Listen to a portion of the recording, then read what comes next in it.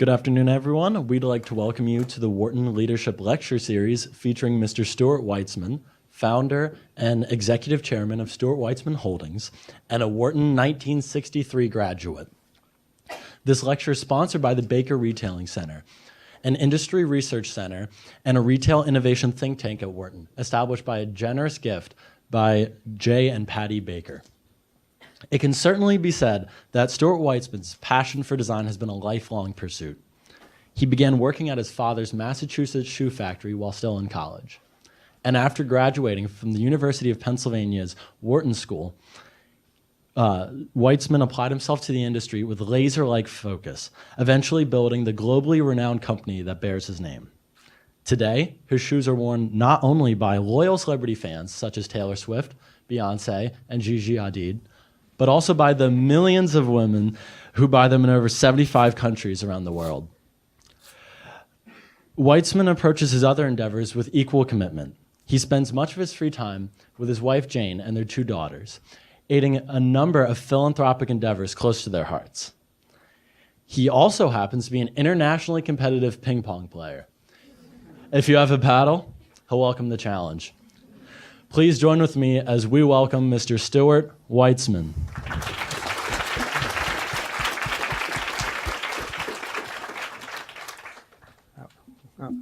I have my speaker.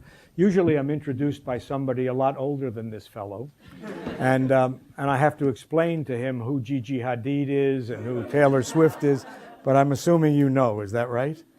And I was also told that there would be a lot of Asians at this lecture.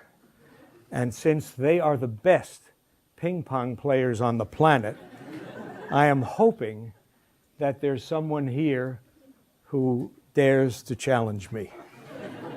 I'm hoping.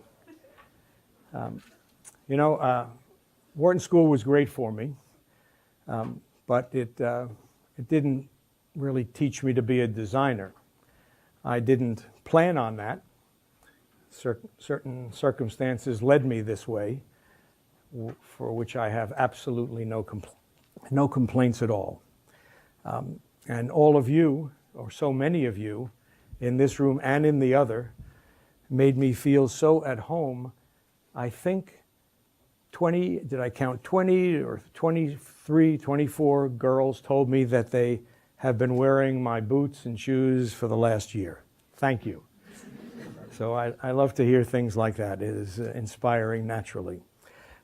Since most of you are going to do some sort of marketing and probably no sort of fashion design, I think someone told me I'm the only designer graduated from the Wharton School, and that's many years, but it's a business like anything else. So the lessons I've learned might be lessons for you to learn. And I'll tell you a few of them as we go along. The first thing that I realized was that my focus on what I wanted to create was, at the time I began, quite singular. It was mine. But I needed people to join the company. And I needed, obviously, a team from the design end to the marketing end to the selling end and the manufacturing side.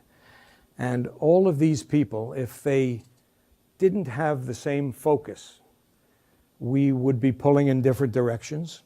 And I just felt we wouldn't work it as a team.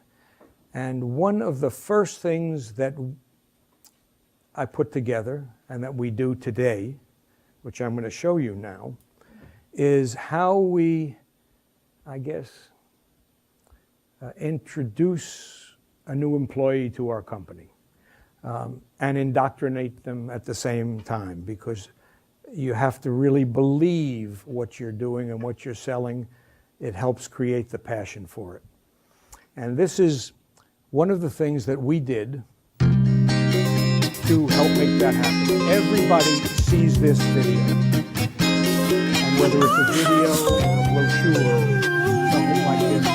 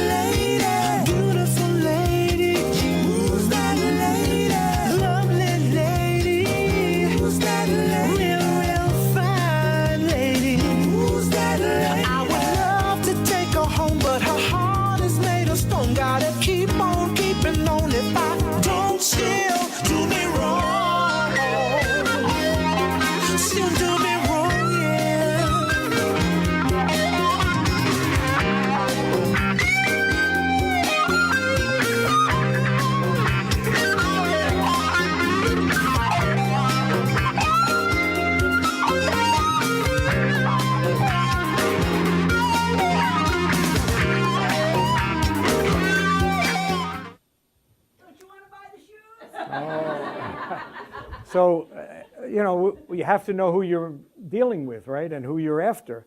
And that brand vision tells our employees that we are very democratic. The lady is sexy, she's glamorous, she's delicate, as Marilyn Monroe is. She's a celebrity. She's a rebel, Kate Moss, Beyonce. And the same product does not fit every one of them. And when you begin to build a business, you can't have anything more important in your mind than to whom you're going to sell, who is your focus. And that's the first message that I always gave. It's worked. Maybe it'll work for you if you go out into the entrepreneurial business world. And speaking of that, you're all living in a high-tech revolution. And I will say that, you know, when I meet children, friends of mine, well, I wanted to break the bank on Wall Street, or I wanted to become maybe the next Christian Dior, and they want to become another Bill Gates or Sergey Brin. And that's fabulous, and it moves us forward as a nation and the world as well. But entrepreneurial businesses, not in competition, but as an alternative, become even more precious. And the whole world doesn't have to be high tech, although we use it in our field. There is a certain passion when you build an entrepreneurial business and you're dealing with it every day. It creates a love for it, and it becomes a hobby more than a business. And that you don't count the hours and you don't count the time, and you're just in love basically with what you're doing. So with all the fields that are going to be open to graduates from a school like this, entrepreneurship in businesses that are not in the high-tech center should certainly be considered. For me, they've been a wonderful vehicle. They are extremely profitable. They're easily sold at the end of the day, and they're a lot of fun until all that happens. Now, I'm going to give you a few slides that show some of the things that happened in the company and that we helped make happen in order to build the business that I ended up having. First of all, this is about 30 years. In 1986, I left the people I was with and I started this company under my name, became the Stuart Weitzman brand. Until then, it was a shared brand with a public company. First thought was we wanted to be exclusive. I wanted to create some sort of exclusivity in anything that we do at any time it was able to do it. And this led to the concept that was even a step past thinking out of the box, which is almost a cliche today. Everybody is thinking out of the box. But we began to think, how can we be unique, just us doing this? And we would therefore stand out even a little more, as opposed to being out of the box like many others might be. To do that, I made, sounds like a lot, but you girls have varied taste, 400 to 500 designs a season. That's almost 1,000 a year. When I add up my career, that's almost 500,000 shoe designs.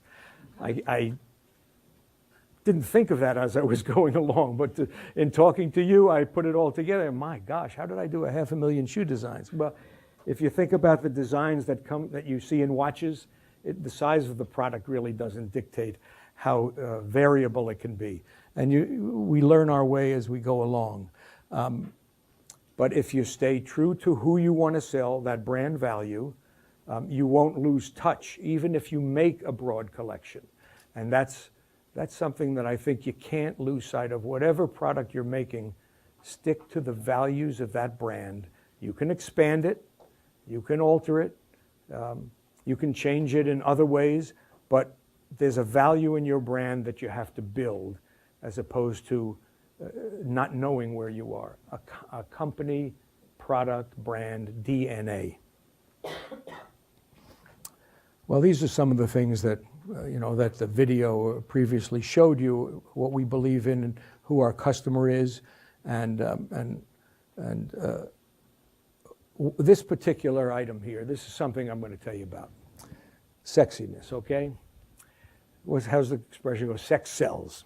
I mean, I remember, Calvin Klein jeans. They were no different than jockey shorts, but he presented them on Marky Mark and et cetera, and it taught the world that sex sells. When we create a shoe that you might call chic, and it's a wonderful design in that type of footwear, and if you think about the shoes in your closet, you may see what I mean. It can sell one. A sexy shoe, history has proven to us, can sell 5. So if you can incorporate something sexy about a fashion product, and it doesn't have to be a product like footwear, it can be any product. If you can make a pen sexy, just by the attitude of it, you'll get more business out of it. That has been proven from the fashion industry to the automobile industry. The sexier the car, the more it will sell. And the same thing, of course, in footwear. So we hang on to that to a great extent. Now, stylish comfort.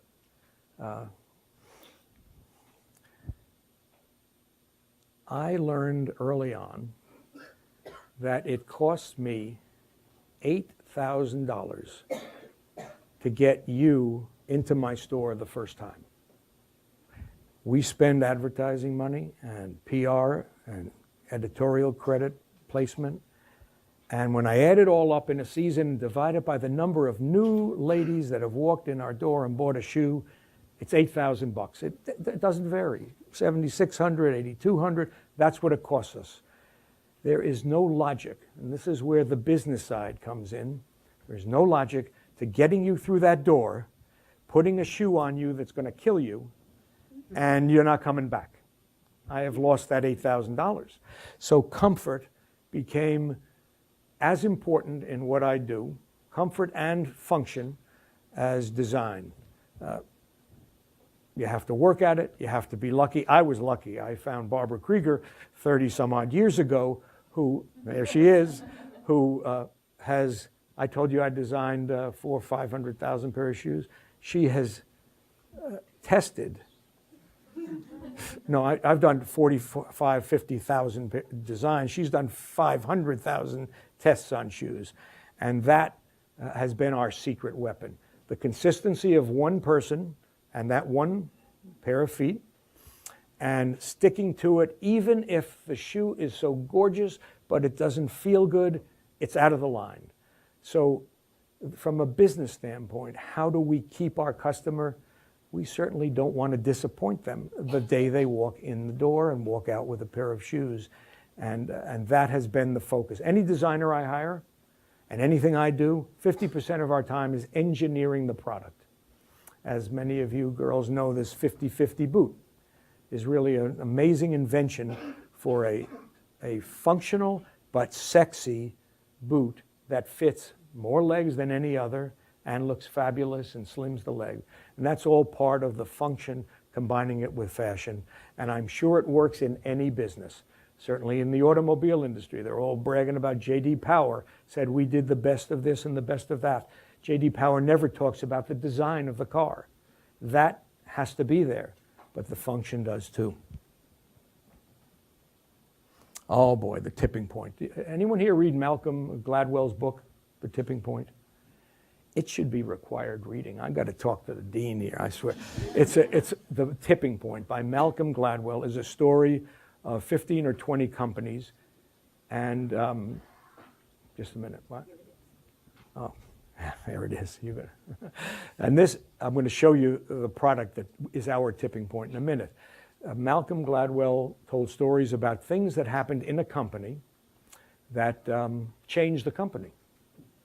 Now, they could have been by luck, by design, combination of both. I personally believe you have to be good to be lucky. I don't think you're just lucky. So I guess we were good enough to have come up with an idea that we then were very lucky at. And I want to show this off so that you can get the feeling about this product. So I need a size 7, a lady. That hand went up pretty quickly. It depends. Can I see what you're wearing on your legs? See if this shoe will work. Come on. So, well, I'll give you the shoe and you put it on there. Barbara, why don't you give it to her and make sure that she ties it right. You're going to see Barbara and she'll help you. Okay. So this is the story of a shoe. That's more than a shoe. And it was our tipping point. When I'm in this business and I've got 1 billion people around the world I want to offer my product to, there isn't enough money on the planet for me to get my message out to all of them. I needed something else. I needed the help of something else and someone else without them even realizing it, because I certainly couldn't pay for it. And we came up with this pair of sandals.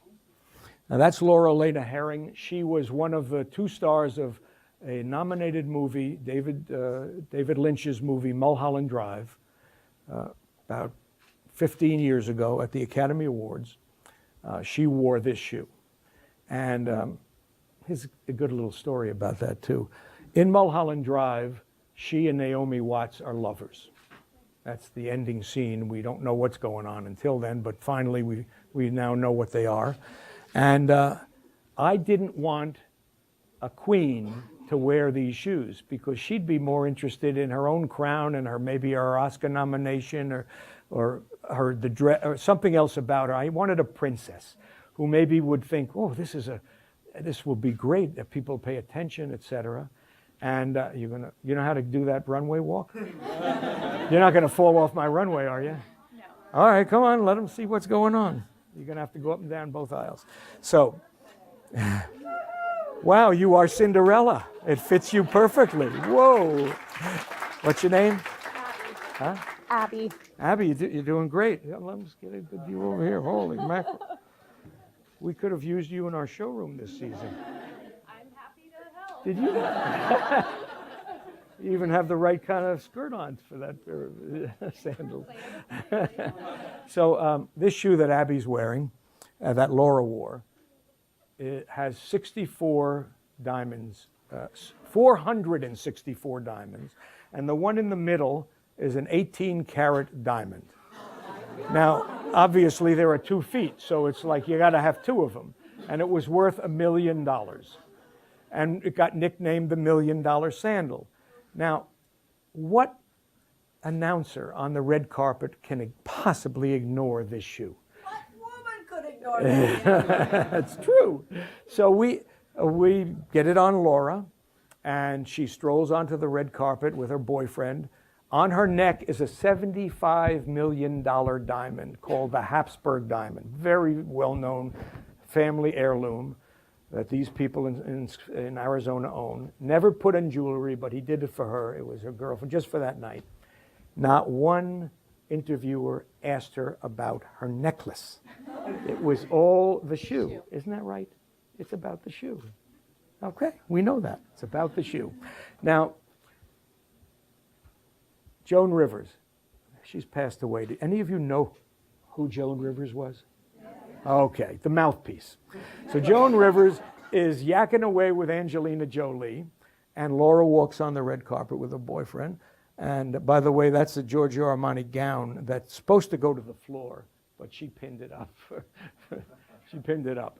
So we could see the shoe. And Joan said, Laura, she just cut off Angelina, and she said, Laura, come on over here. Everyone wants to see Stuart Weitzman's $1 million sandal. 400 million viewers. And the next week, that picture that you're looking at appeared in 500 plus newspapers around the world. Everyone knew who we were. They didn't yet know all our product, but they knew who we were, and there was now a positive association with our brand. That was our tipping point. And this is what I mean about not being out of the box, but being unique. No one ever did anything like this, and no one ever got that kind of publicity for free either. The $1 Million Sandal was a collaboration with me and the diamond company that owned it, Clio Diamonds, and it became iconic. In fact, when Variety magazine did a summary of the first 75 years of the Academy Awards, this was the only footwear that was indicated as iconic to the awards, and among a few dresses and then many other things, certainly the actors and the actresses. Okay, I know you don't want to give it up. I know you don't want to give it up. Thank you. I picked the right foot. The shoe on the other side with the flower on it. Just a quick story on that. Well, naturally, what am I going to do the next year? You all who are in the Baker retail or studying retail have heard the expression, how do we meet last year's figures? What are we going to do this day a year ago? And what are we going to do today? Well, every press article that was going to be written wanted to know what is the value of your new Academy Award shoe? And you know, you can't, it becomes something else if you start just raising the price. I think you lose meaning. So this shoe became priceless. And it's a cute story why it's priceless. The stones in the center, Aurora Borealis diamonds, are from the collection of Marilyn Monroe. They're very low grade diamond, not worth anything near the other sandal, but they were given to her as earrings by John F. Kennedy. So what price? I think I gave them the most honest answer, that they're priceless. And that sort of ended or continued to a little bit our celebrity Oscar events that created a brand name for us. Now I have to keep this going. I have to build on it because I'm on this roll, and I got to do something unique again. And at that time, all of the major jewelry companies and all of the clothing designers were making clothing for celebrities, giving it to them, or loaning the jewelry to them, and letting them wear it to get press for it. I thought, why not shoes? Let's see what we can do with shoes. So, when I created that 50-50 boot, which someone here, I just feel, yeah, which you're wearing, you want to model for us? Well, they all know the 50-50 boot. That was a pretty good kick. You know, the Rockettes are looking for a new, too short. All right, so the 50-50 boot became the boot of the celebrity crowd and the young girls crowd. It was the single biggest selling item we've ever had as far as any product, boot, shoe, or sandal. And some of the people who helped make it happen without paying them anything, just because it was a great product, but making it easily available to them. Very important, because these people need things at the last minute. They don't know where they're going tomorrow, they don't know what outfit they're wearing, and they need at the last minute something, and you have to be able to play their game or you're not going to be on the field with them. And we kept and continue to keep inventory in our most important items in all sizes to make it available as soon as UPS can get it to them. Kate Middleton happens to be the most powerful salesperson for us without her knowing it. Of all the celebrities in the world, nobody sells product better than she does. I don't know, you girls tell me why. I don't know. I don't get it. Because it's not going to turn you into a princess, but for some reason, you know, I'm sure Diana did the same thing, and Kate has that effect now. But needless to say, all these others play a big role as well. This shoe and this story. Okay, she had been, in her day, like I'm writing her off at 42 years old, right? I mean, who are we kidding? But, you know, there's the new breed. So when Jennifer was America's sweetheart, and from friends, and and the way the movie she was in and the way she acted and that smile, she became America's sweetheart. And I made this espadrille, not for her, but it was the first, this is another unique thing, the first espadrille. You girls know what espadrilles are. I don't have to explain it to the guys. So the first one that went up on a wedge, on a high wedge. So that celebrities like that and cool young girls like that could wear it with jeans and crop pants and look cool instead of flat like a traditional espadrille. And she fell in love with it. She bought it out in California in our store and then kept wearing it and wearing it and wearing it. And it had so much impact. I kind of like to tell this story. My wife said, if you tell that story, I'm going to divorce you. But she's not here. So, what the hell? I don't know. I know you're taping me. Can I cut stuff out of this? I could. You will edit it out. So I said, I think I should make like maybe 10 shoes with Jennifer's taste and create like a sub-collection. You know, Jennifer Stuart Weitzman, like you see on a tree with a heart and an L, and it would be our collection of 10 shoes. And she liked the idea, and we were going to do the money was going to charity. Her share was going to that St. Jude's Hospital that she supports to a great extent, cancer care for children, and I have my charities, and it seemed like everyone will win. So I went out to California, and I went over to her house to meet her and talk about it, meet her again, and talk about the business side, and get a feel of her taste. If I'm going to create shoes for her, I need to know what she wears, what her taste is. And I said, you got to give me some idea. And she sat and thought, and I'm sitting on her couch with her, just she and me, and she says, you want to know, you need to know what I like.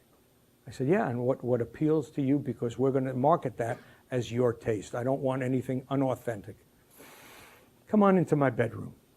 Well, I'm telling you, I started to sweat. When I started, I said, is this one of these kids who wants to have fun with an old guy? I don't know what the hell's going on. I really was a little, but, you know, I was a little taken back and disappointed when she took me in there and opened her closet and showed me all her shoes and what she likes and what she wears, which was mostly in the casual world. And that was the launch of this shoe around the world, and it lasted for years. Even People magazine picked up other actresses in the same shoe and did a story on how one shoe can be worn with so many different sets, so many different looks. And it became at that time, our single biggest selling sandal. The power of celebrity and trying to give them something unique that they hadn't seen before. This case, a high wedge espadrille. This kind of performance footwear. Again, it's a little bit like playing off the $1 million sandal, you know, because a product like that with 30,000 Swarovski crystals is not going to be worn by the average person, but the average person isn't Jennifer Lopez, and yet they want to look like her. And to my surprise, Saks Fifth Avenue, who we gave an exclusive on if people were to order it, they sold 10 of them at $30,000. I mean, who's buying a $30,000 boot in silver with rhinestones on it? But again, afterwards, you girls will have to explain something. I still don't understand it. So, Taylor Swift, yeah. Okay. Again, you can be lucky, right? But you have to be there. You have to make your own luck. And in Taylor's case, we were there. And she heard of other people who were doing these performance shoes for. Actually, Jennifer Lopez recommended through her stylist. They contact me. We were accommodating and we can design unique things. So she asked us for 8 pairs of shoes for her 1989 tour. That's her birth date. That was the name of her tour. Just ended. And sketches, I required sketches of her outfits, which they sent me, and came up with 8 styles for these outfits. She was going to have 12 changes. She ended up only doing 3 changes. She fell in love with 3 shoes. And this was what we still call in our slang from Brooklyn, New York, a home run boot. She needed a boot that she said, I'm going to attach to a garter belt. Well, you know, in the era of garter belts, right, the Roaring '20s, there's something super sexy about garter belts or seams down the stockings. And well, okay. So that's about, you know, 1.5 feet higher on the leg than most boots, and the thigh varies a lot from woman to woman, much more than a foot will, where a pump would be worn. And I said, I'm going to need to get exact measurements. Is she in New York, or will she be in New York? And I measured her leg.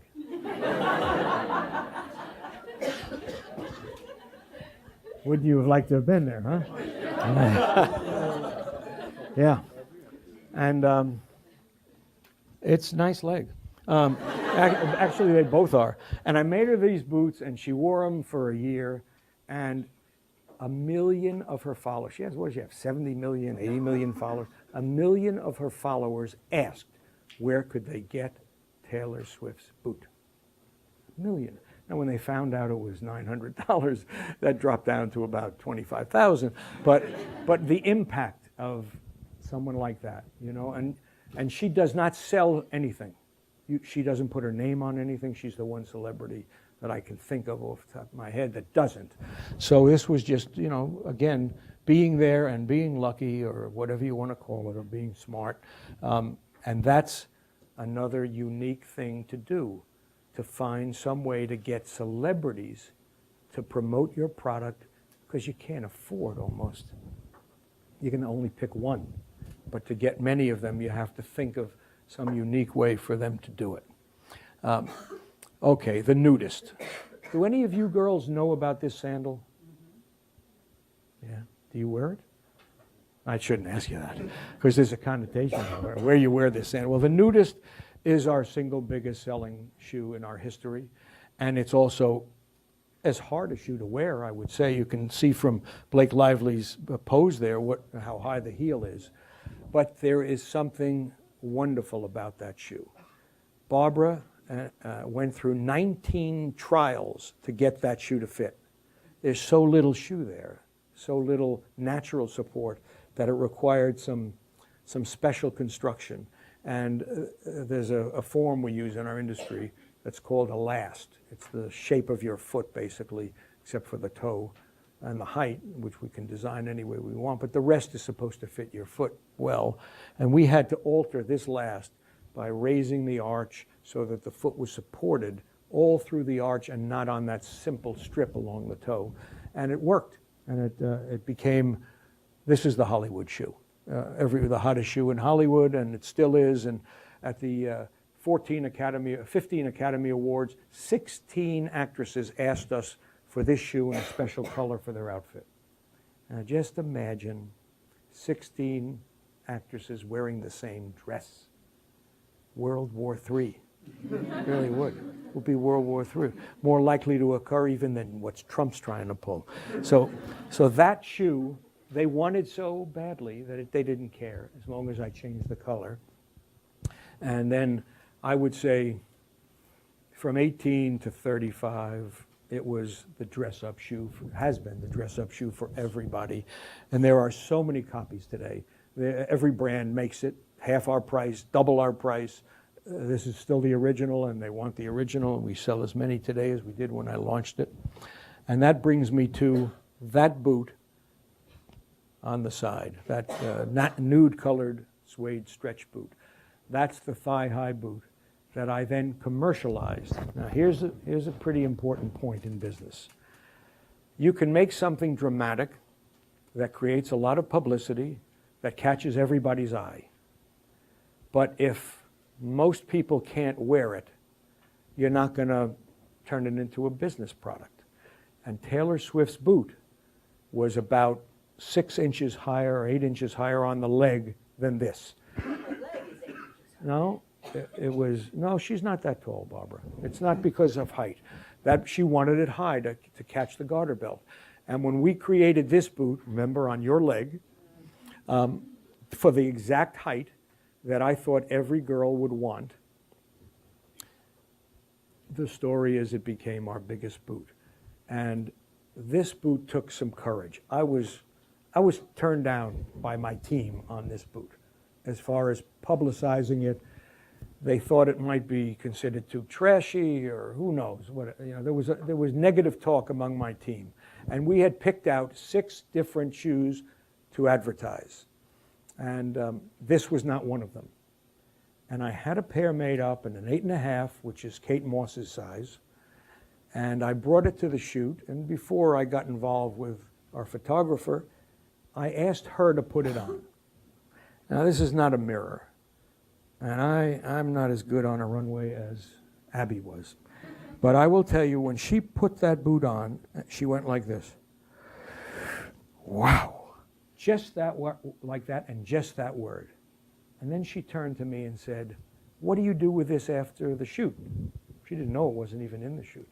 I said, we put it in our wardrobe, we loan it to magazines, it becomes available for publicity. She said, if you don't need this one, I would like to have it, please. And I said to her, on one condition, to which she gave me the typical answer I would have expected, right? You have to talk to my agent about conditions. I said, no, it's not that kind of condition. I want to know why you want that boot. Now, you would think that the thigh-high length would be the dominant design element. It's not what she said. And I knew that wasn't. She said, I love the strong heel and the round toe. And that confirms something to me that I have been fascinated with and obsessing over for over 20 years, maybe 15 years at that time. Did you all see, or many of you see, Pretty Woman? Julia Roberts. Her red patent leather street corner boots, right? I don't know why, and you're not the kind of girls who are going to give me the answer, but I don't know why girls on the street corner wear that boot religiously. It's part of their uniform. They obviously think it's sexy. It's attracting the trade that they're trying to sell their wares to. But none of you would wear a boot that looked like that pointed toe, skinny heel, red patent leather, thigh high. So I knew it was a great idea. I knew women in that trade, anyway, loved it. Girls are just going to love it if I can make them want to wear it because it doesn't have any negative connotation. And Kate said that. She didn't say, I love it, it's a thigh high. For her thigh, it was normal. She didn't have an issue with that. And we then promoted that boot and made it one of the biggest things that we ever did. So that became a retailer. I don't encourage any of you today to become a retailer. I know you're studying it, but the internet is, you all know what it's doing to retail. There still is a place, and in a certain way, I believe America's over-stored. It had no idea that the internet and e-commerce would be so strong, so it built with no end in sight, and now it'll be paying for it. But meanwhile, I wanted to use store design to promote the brand and make it really a household word. And there's no better way than to put your store on some of the best streets in the world with good product in it and promote it and tell the world, look who we are. So I just couldn't do it. I haven't been doing anything in my business that's normal. It's always unique. And I found this designer. His name is Fabio Novembre. He's won many awards in Europe, Italian guy. And I said, I want a store. He never did a store before. I want a store that doesn't look like a shoe store, that's sexy, that has maybe curves because our shoes have flowing lines, but something that could be ours, and women see it and they know it's a Stuart Weitzman store. You walk into a 9 West store, even a Chanel shoe area, and there's shelves on the wall. Some are made of marble, some are made of plywood, I don't know. But they're all pretty much the same way to display a shoe. And he came up with this ribbon design, which is continuous ribbon. There's one in China. It opened doors for us. There were shopping malls throughout the world that didn't think our product was high enough price to be put among Hermes, Gucci, those kind of brands. And when they saw this design, they invited us in.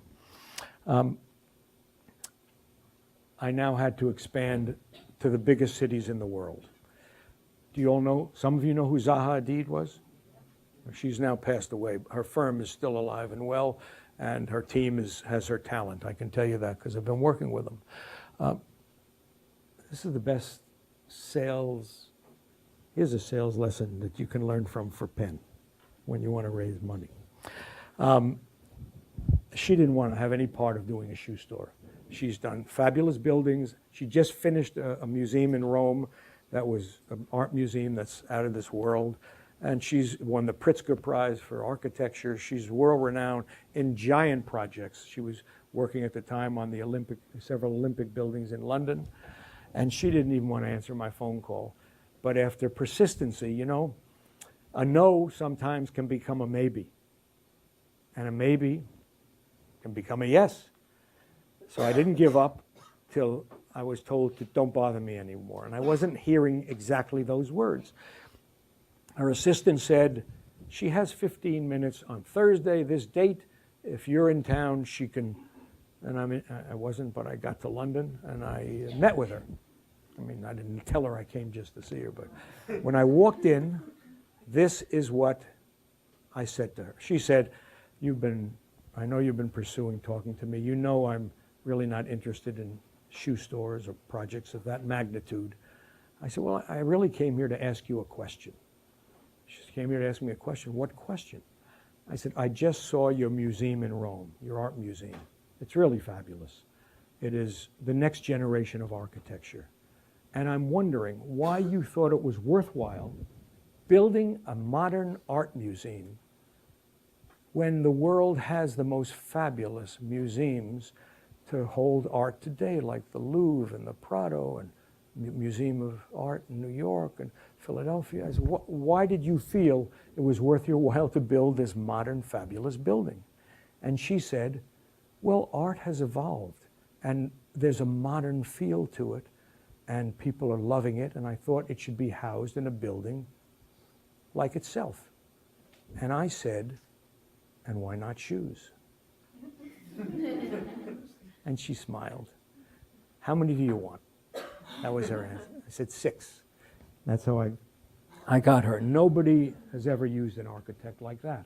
So the fact that I've used her and nobody else has used an architect of this type to build a store like this makes that much more valuable. It's standing alone. So it has its value for who she is and what her talent created, but also because it is unique. Now we have to advertise, right? We've got to get the product out. When we opened our stores, this was a great idea that I give my wife credit for. I was complaining, you know, on Madison Avenue. My God, they have Barney's, they have Prada, they have Gucci, they have Ralph Lauren. I said, we're going to open a store, put shoes in the window. They're going to look like last year's news. We have to do something special, like we've done with all these other things. And she said, you know, why don't you make art for your windows? It'll show your creativity. And we went around to art schools, and students were thrilled to get their name on Madison Avenue and 58th Street. We paid nothing for any of these. And we made over 200. And these were our displays for 2 years. Never a product in the window. And on one occasion, this is when we opened our store in Las Vegas. On one occasion, 2 ladies were looking at the window, and one said, you know, what a gorgeous, look at those beautiful shoes. She said, you can't wear them, they're art. He says, I know, they're beautiful. Look, we have a lunch date, I heard her say, and I'm standing outside. I just walked out the door, and I'm eavesdropping. And she said, you know, I'd like to go in and see what they have. If they have such beautiful art in the window, I'd like to see what their shoes look like. That's what I was hoping. And that's what happened. Actually, that woman bought 2 pairs of shoes. So I don't think I ever gave my wife a commission on that, but I had to get my name around. A little obsessed with shoe campaign. So this dog, this Dalmatian, painted with shoes, became a rage, I have to tell you. we got letters. They wanted posters of it. This was all in Vogue and Elle and Harper's. And again, we're not showing any product. The windows showed the art shoes, and the advertising showed the whimsy and the creativity of Stuart Weitzman, the company, Stuart's dog. Or, well, where's the pumpkin? Stuart's Happy Halloween, right? Obviously with shoes. Even the center bar of the bike, you know? And they all had that theme, Halloween by Stuart Weitzman. And again, I got comments from major executives. The president of Saks said, boy, you must be doing very well to run an ad on a pumpkin in Vogue magazine. And that was, I want that message. I want, people like to bet on winners, so I wanted them. I don't know if you like chocolate chip cookies, but those were delicious with those high heel shoes. This is the one that won a Clio Award. Clio is the Oscar of the advertising industry. And it was the first ad, it started the campaign, and it's the dress. If you look sideways, it's the slingback, but it's also the dress. That was the launch of it. Now it was time to advertise the product. And you ever hear of Mario Testino? All right, I'm not just going to get a. I gotta have, you know, I gotta spend the money on somebody, and I wanted Zaha was working for me, and why not someone like Mario? And these guys like that don't just take a great picture; they have great ideas. And if you tie yourselves to people with those kind of ideas, you can't imagine how much they pay for themselves. It seems like, wow, I'm going to pay that kind of money to have them take 6 pictures, but it pays for itself. It really and truly does. And he came up with Kate Moss. He said, you want to, I said, you know, half the time I stop girls at, you know, at a party and they find out who I am, and I hear, oh, I know your shoes. My mother wears them. That's the kiss of death. Really is. And I said, Mario, half the time they wear them, but I'd like them to wear, I never want to hear my mother wears them. I said, I'd like you to bring Kate Moss into the campaign. I said, my wife will kill me. She's a druggie. She can't even come to America. He says, she's not. She was. She's an editor at Vogue today. She's this. He said, I'm doing you a favor. Okay, so who in the shoe business would hire Kate Moss or anyone like her? Nobody. Nobody. Maybe Yves Saint Laurent would for his line, or Gucci would, or Dior would, but for footwear, no. That makes her that much more valuable for me. And it was a time that there was a lull in her career, and she was, I would say, reachable, economically speaking. Only economically speaking. It's sort of like Jennifer Aniston, you know. This video that you're about to see is my favorite. The video cost a fortune, and I said to my PR lady, I said, we gotta get something more out of this video than what you're telling me. I said, can we get press on filming it to go along with the video itself? And she came up with this idea. First of all, you can't film Kate Moss in London. Remember, she can't come to the States. You can't film Kate Moss in London without the world going crazy and 100 people on every square block of sidewalk. So we're going to get a double. And they got a double. Really, you wouldn't believe this wasn't Kate Moss, with the same clothes and the same outfit. And we tipped off the press that we were doing this video on King's Road in London for the Stuart Weitzman campaign, Kate Moss, and they all went crazy and didn't realize till it was 3/4 over that it wasn't Kate. And we said, gee, you know, we didn't want to upset the real one. It's in play right now on Sloane Street, which was close enough for them to run like lunatics. And that made the papers for like a week. Stories on the video with a double. So we got double publicity, but here's the video. See why people were so excited about it. Hi. Yeah, I'm on my way. There's loads of traffic. Okay. See you in a bit.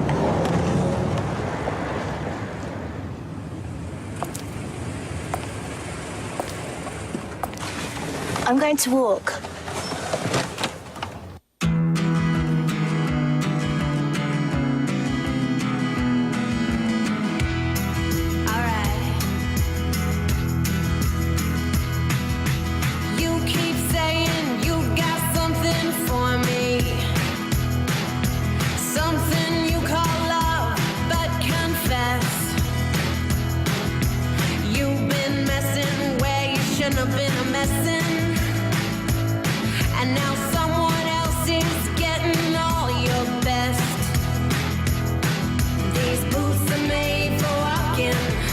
And that's just what they'll do. One of these days, these boots are gonna walk all over you.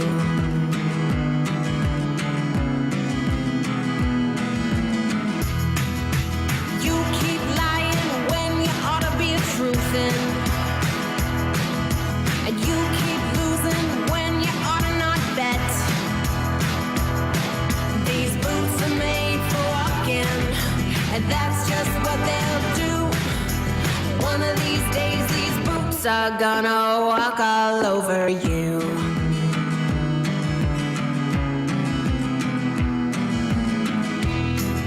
Are you ready, Boots? Start walking.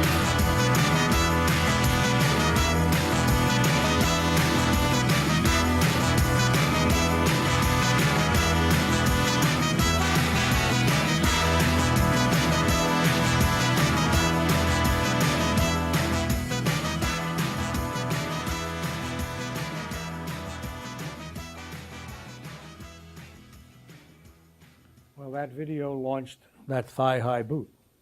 And I will tell you, in all honesty, in the total value of the sales of my company, which has been sold 3 times now, I've had to sell it 3 times,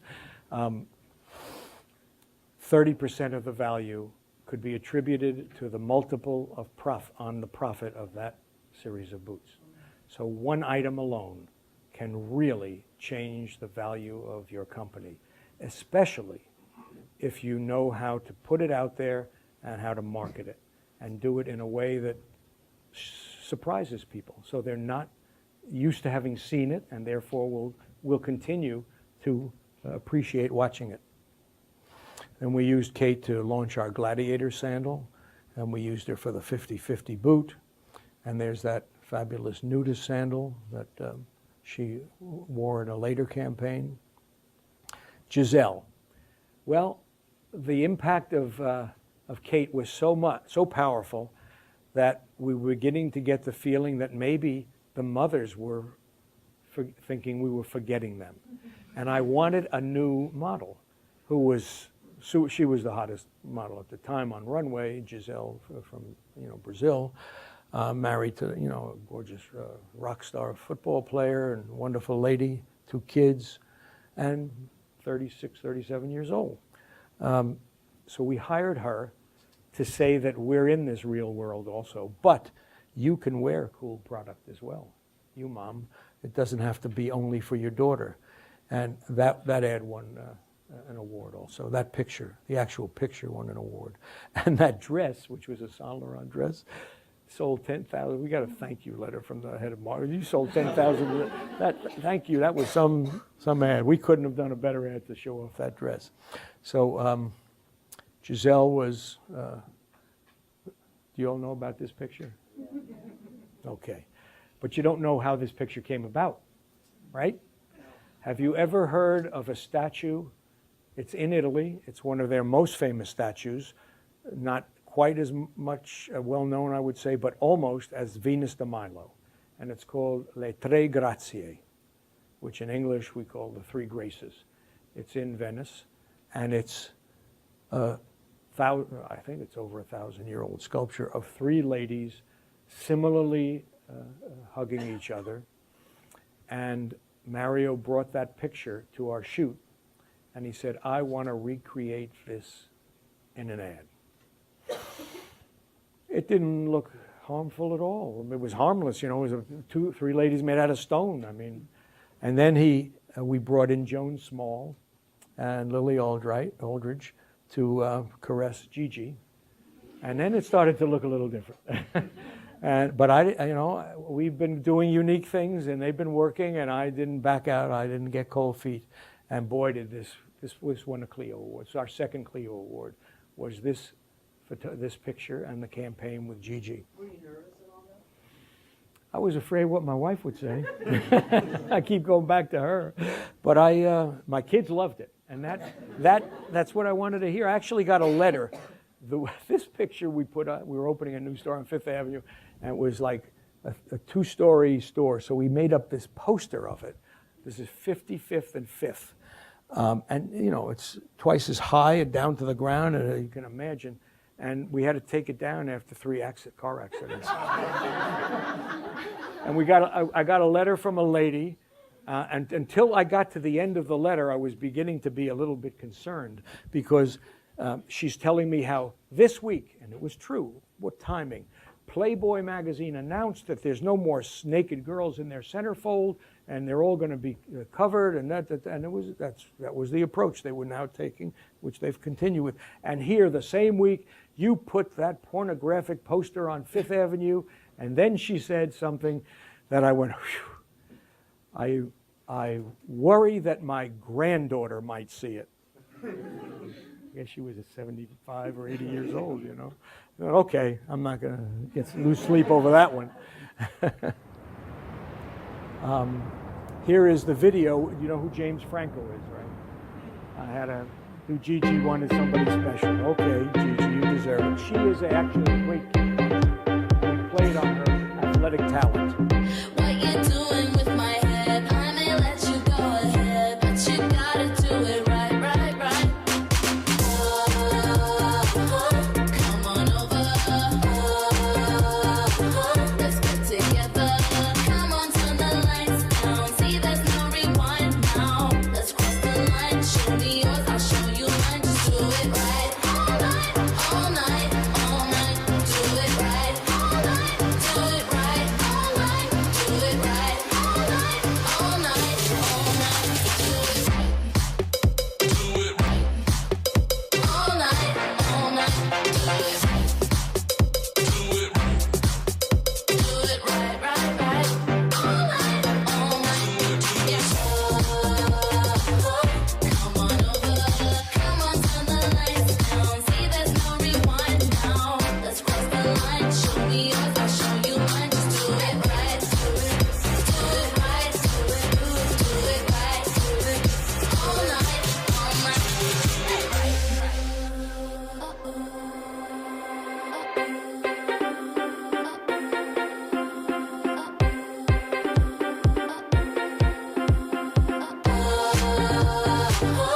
come on over.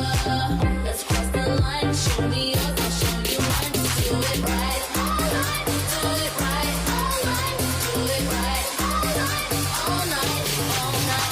Do it right. Do it right. All night, all night. Do it right. Do it right. Do it right, right, right. All night, all night. Yeah, right, right. That was Harvey Weinstein under the mask, by the way.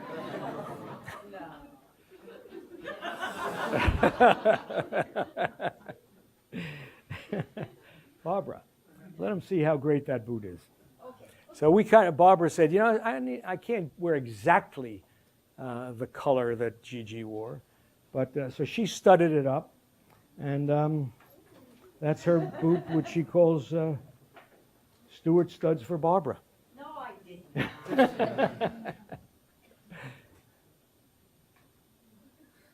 Right now we're in the booty world, so this is now launching as even as strong as the high boots. You're really taking a tour here. Are you going to leave? Are you leaving us? I want to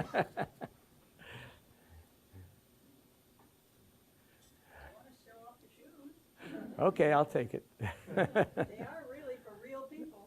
They're not just for those movie stars. Nope. That's some part of the campaign with Gigi, and she really could. All right, well, anyway, here's, if I could summarize a little bit, maybe, you know, I've shown you a lot of stuff, told you some stories, so you maybe take something home from this. But if you remember, I talked about the values in your brand. You got to define them. You have to stick to them. Rules don't work. You can't have fixed rules. As it says, the digital age doesn't even allow that. You have to be flexible, but your values have to be the same. And encouraging partnerships like you see down there. That's the Mario Testino. That's the Zaha Hadid. That's being lucky that Kate Middleton wants your shoes, but making the shoes that so that really she wanted them, not because of luck. That's one of the things that I think any brand must have. It must have value. Boy, it needs to be simple. It does not have to be complicated. If you think about the iconic styles I showed you, that double strip nudist sandal, you can't make it any simpler than that. You just have to make it work. The 50-50 boot that works so well and slims the leg and yet is sexy because it covers the knee. No jazz on it, no buckles, no laces, no straps. Simple but functional and beautiful. And then this is what I talked to you about entrepreneurship. When you're in your own business, and not everybody's going to be, but boy, if you can, it's a great thing to be. Even if you have some guy or girl or company backing you and so that you have a partner or partners, you can do things that you can't do otherwise. We still operate like we just began. In the role that Barbara plays, for example, we only hired someone else to do that work when it became clear that we were going to sell the business and she'd retire and we had to train someone else. So we still operated with that hands-on approach, building the team to help make it happen. You can only work so many hours, obviously, but that's the beauty of entrepreneurship.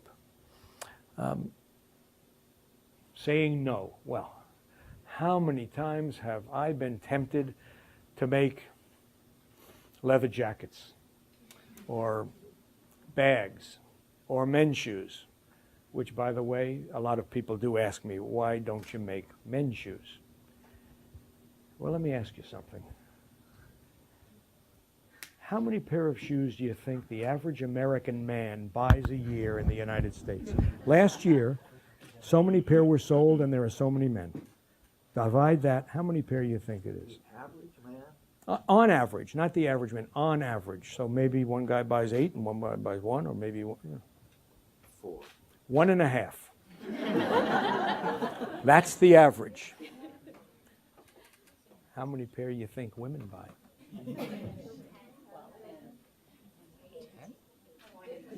13 pair. Now you know why I don't make men's shoes. And Tell my husband. I bet you have shoes that you own 20 years. Am I right? No? Oh, you're more fashionable than I thought. Because, you know, I've resold my shoes, but women, if the color changes, sometimes it's gone. For a lot of ladies, we're always talking generalities. So it does mean saying no sometimes and focusing on what you do. Now, as a last kind of something to remember me by a little bit, I'm going to ask you. Anybody here think that within the next year they might, I hope I'm not trying to kill a surprise, that you might propose to somebody? Wow, this guy, huh? Well, and those of you who may be next to the girl and you don't want to know, that's okay too. But I'm going to tell you a story on how footwear can play an integral role in that. So I'm dating this, my wife, who I've been joking around about. That's why I left her home. And she finally said something like, "Where are we going?" I said, "Oh, we're going to go tonight. Let's go to the no. I don't mean where we're going tonight. Where are we going?" Oh, I said, "Well, you know, I don't think I really talked my way out of that, but I got the message." 2 weeks later, she had an event that she had bought a dress for that I was joining her with, and it was a raw silk dress, like an Indian silk, natural colored silk. They call it tuffa silk.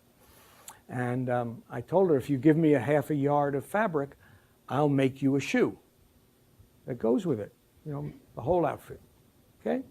So I made her this beautiful pump, a high heel, low cut, sexy pump. And in the lining of the pump, it said, "Made expressly for Mrs. Stuart Weitzman."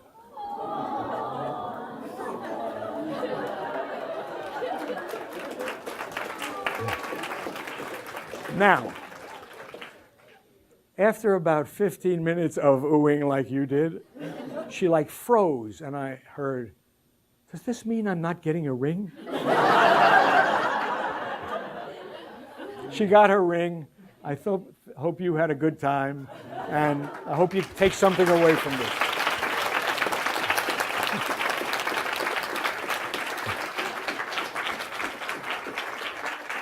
Well, I'm not going anywhere. If you have any questions, and if you want, you know, if you want a job, if you want whatever, here I am. Here I am. I'll answer any questions, and I'll kibitz with whoever is around. Okay, Abby, what do you want to know? What is your favorite men's shoe? Men's shoe brand, you mean? I don't particularly shop for a brand. It has to feel good. Yeah. But the people who generally make things that I like are Todd's. They're Todd's and Xenia. Those two. I feel like you'd be a critic. Yeah. Well, I like Xenia because they're pretty sharp, and Todd's, you can wear them and not look like you're wearing a sneaker.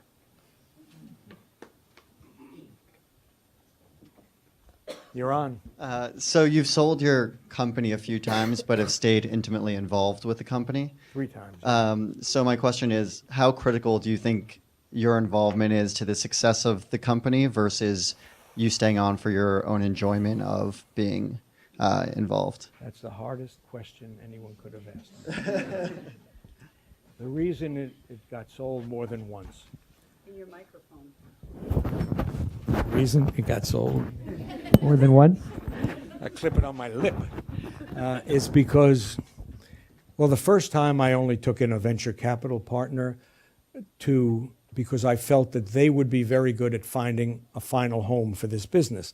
Neither of my children, my 2 daughters, wanted to be in it, so I had to place it somewhere eventually, and I wasn't going to play poker with God and hope I don't die. I had to make a plan in time. But they didn't really find me anyone, although they gave me the right after a few years to look around. And one of your notable citizens, actually from Philadelphia, Sidney Kimmel, whose name is on many, many buildings around town, owned a company called the Jones Group. They were on the New York Stock Exchange, and I ended up making the sale to them. Half at the time and the other half in 3 years, but they did not continue with their company. After a couple of years, Kimmel left, he went public, and other people decided it was worth more selling off all the assets and taking the cash and liquidating the Jones Group. So now I find myself with half the company still not sold, and I had to place it somewhere. And the people who were doing this purchase and sale off were a venture capital company, and they said, "Hey, listen, if you don't want us to, we'll hold on to it, we'll keep it as an investment." I said, "No, I don't want to have a venture capital company as a partner. That just means I have to find another buyer someday. I need a strategic buyer." And that was hard to find because I have been so important. I head designer, head business guy, I was my business partner and my creative side. But we made an agreement with the Coach company, which is a very good company, solid company. They make tons of money, and they do about $5 billion. They just bought Kate Spade also. And they agreed to the sale if I would stay with my team 2 years as the head of it, but letting them hire a new team to replace what I had created. And that's exactly what we did. Couple months ago, it was over.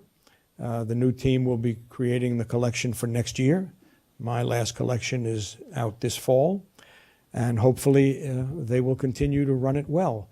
But I will say it's not anymore an entrepreneurial company.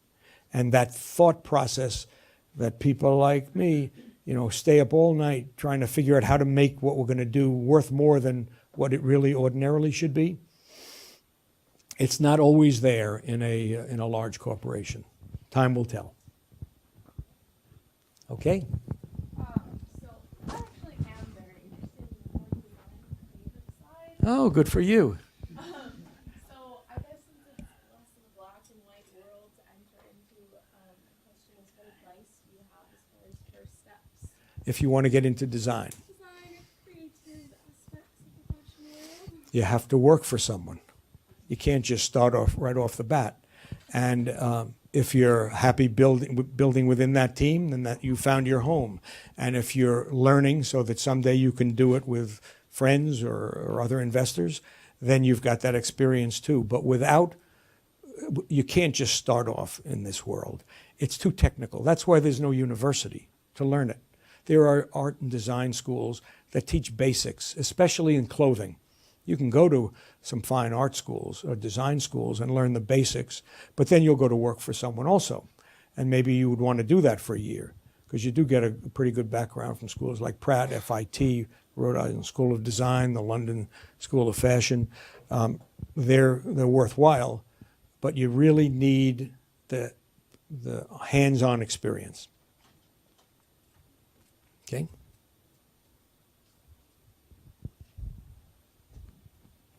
Your turn. I'm also more interested in the design aspect. So, what is one skill or trait you think would be, I guess, most necessary for a designer to help them stand out in comparison to all the rest? Well, you better really, really, really love it and be passionate about it. Design comes from inspiration. It's not 9 to 5. There is no time, actually. I have tape recorded ideas at 3 a.m, again, to my wife's chagrin, When the idea comes, it comes. And you're open to that because you're living it. Yeah, you have to be a pack rat, really, and see what everyone else is doing and make sure you understand it. Try to understand the market. But if you have the passion, those specific traits that you need to show, they'll come out. You really have to love it. I don't know if people who create a new Intel board circuit, I don't know if it's a different kind of love for what you're doing. And there may be other factors that drive more than the passion factor. But in this world, clothing, shoes, even accessories, everyone in it loves it.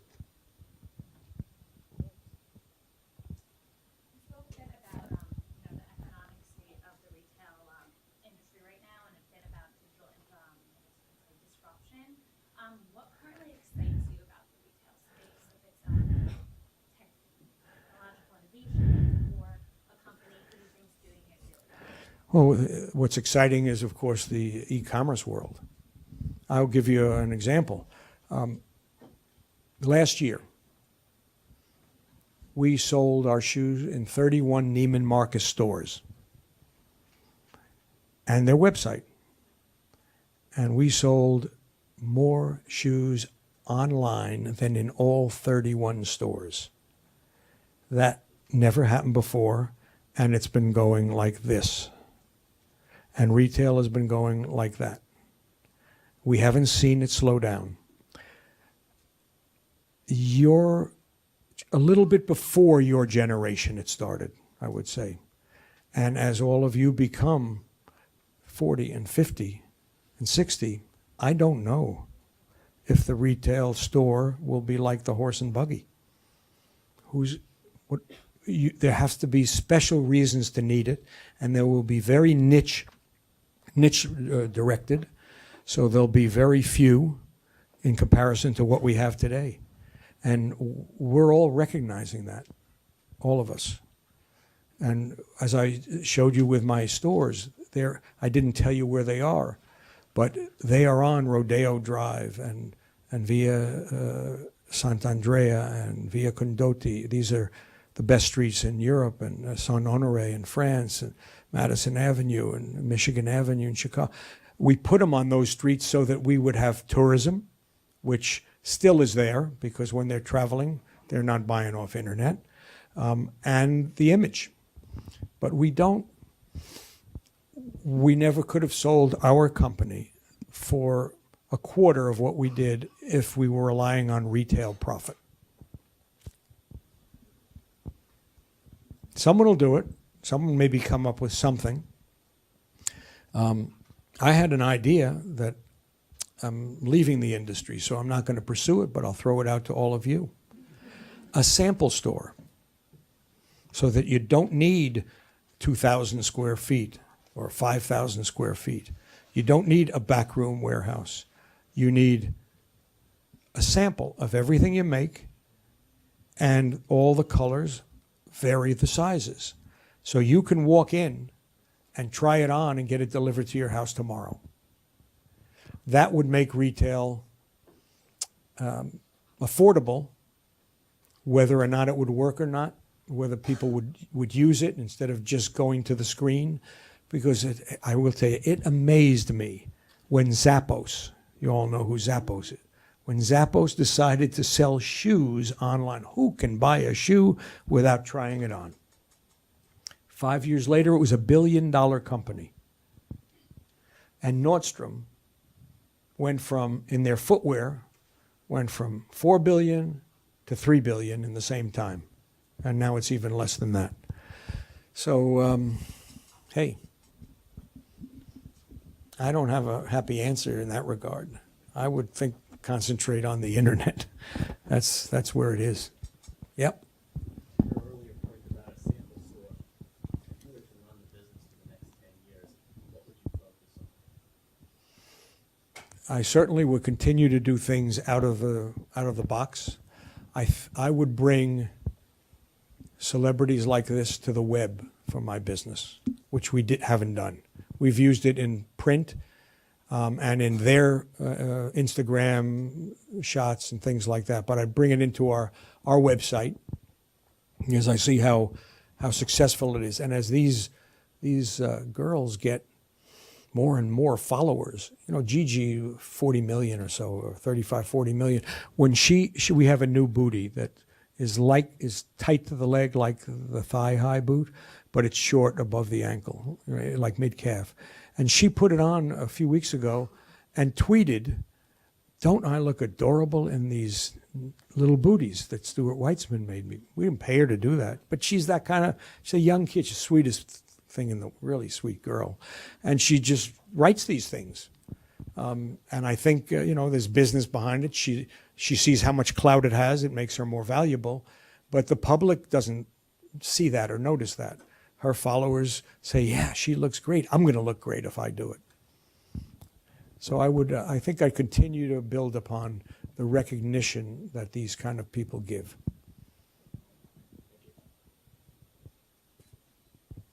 Way up there. Later, louder.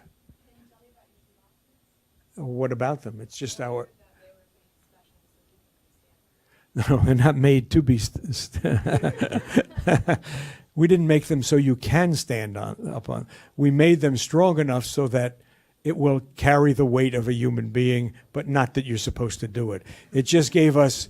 We know that there are girls... not too many Imelda Marcoses in the world who will stack 30 pair of shoes up, We don't want our boxes crushed. So we try to make the highest quality box we can. That's really the only reason. Anything that you take home from me should be as good as I can make it.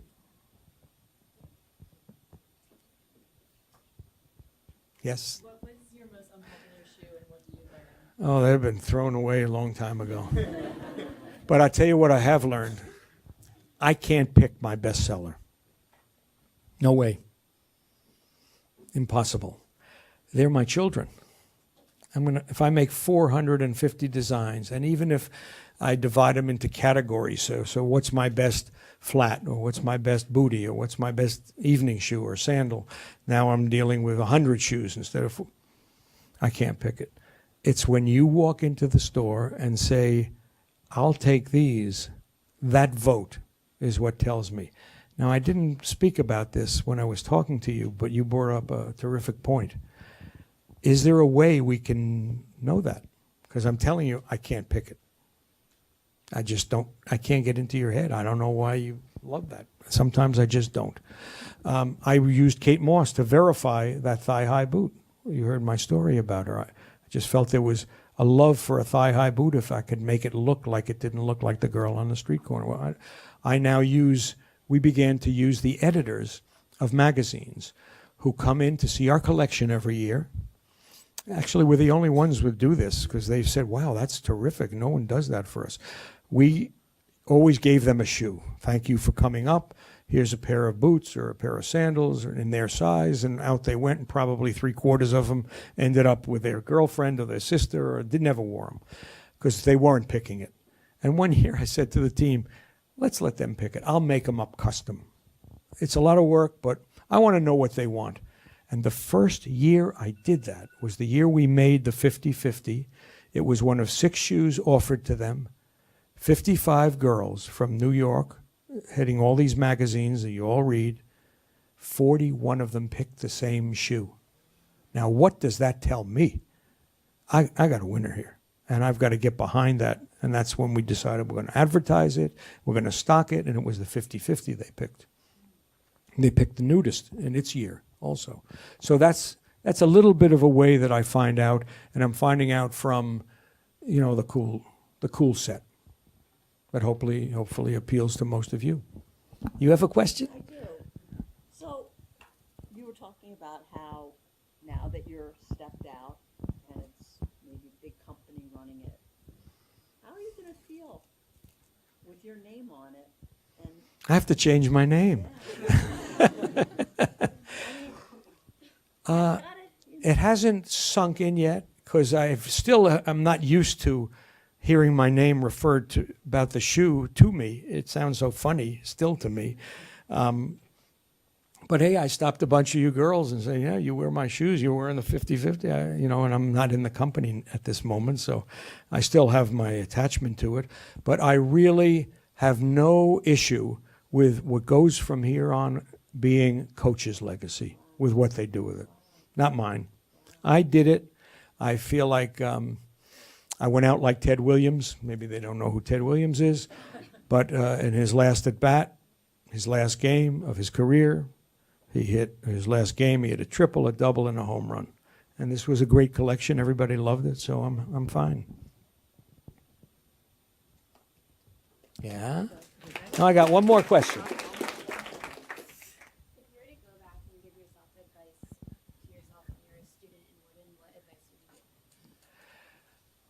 Well, first of all, I will tell you that I believe, from knowing people your age, about your age, who are here as children of friends of mine, that the way education is handled today by all of you is so different than the way we handled it. Now, I'm sure there were very, very, very serious students. But 50 years ago, we played. I'm sure you do too, but we played. We had our courses, some we loved, some we didn't. But you don't want to do what we did.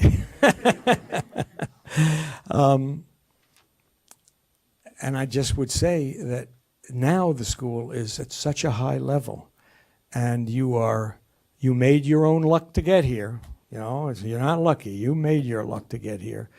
That get out of it as much as you can, because there is so much that this university can give today in all courses, traditional and high tech in the new world, that I don't think you'll ever have a chance to have anything like that learning experience again. But Wharton for me was a general business education. a thought process. I met the best friends of my lives, who are still my best buddies. But because I became a designer, all I can say is that the general business world is what I picked up, but not anything specific, even though I took statistics and I took insurance and I took all the business courses that most people might have gone into. All right. Thank you, everybody.